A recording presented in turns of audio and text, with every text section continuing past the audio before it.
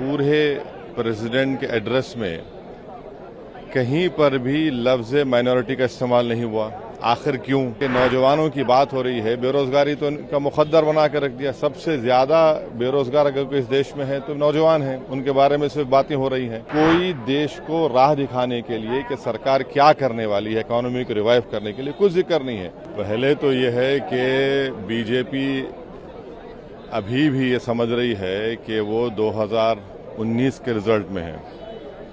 तो अभी उर्दू में कहते हैं कि अभी ख्वाब गफलत से बेदार नहीं हुए हैं।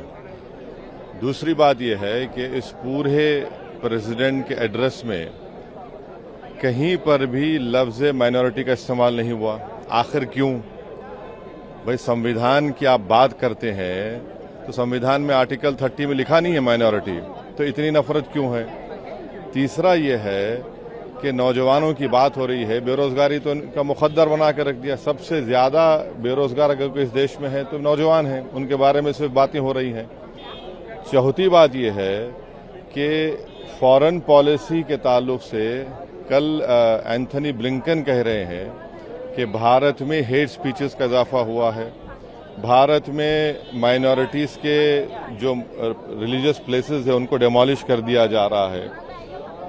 पांचवी बात यह है कि कोई देश को राह दिखाने के लिए कि सरकार क्या करने वाली है, इकोनॉमी को रिवाइव करने के लिए कुछ जिक्र नहीं है। तो इसमें कुछ है ही नहीं, old wine in new bottle का सवाल है। और बीजेपी अभी भी उसी अहंकार में है, अभी रियलाइज नहीं कर रही है क्या हो गया उनको। इमरजेंसी की भी बात की है, प्रेसिडेंट ने इमरजेंसी का जिक्र किया है, कहा कि किस तरह से कॉन्स्टिट्यूशन पर हमला हुआ था। कॉन्स्टिट्यूशन पर हमला तो कई मरतबा पार्लियामेंट में हुआ है बीजेपी की सरकार में, उस पर क्या बोलेंगे वो लोग? कितने इंस्टेंसेस गिनाए आपको?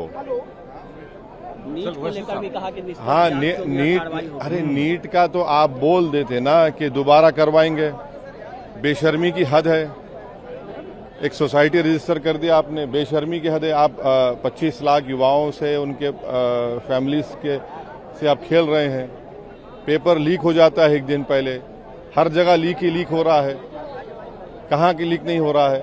तो नीट को दोबारा करवाना चाहिए, उसका जिक्र ही नहीं है। कहाँ पेपर लीक हो गया? झारखंड में, महाराष्ट्र में, बिहार में, हर जगह लीक हो चुका है। और प्रधानमंत्री झूठ बोलते, ना खाऊंगा ना खाने दूंगा, सब खा रहे हैं, लीक हो रहा है।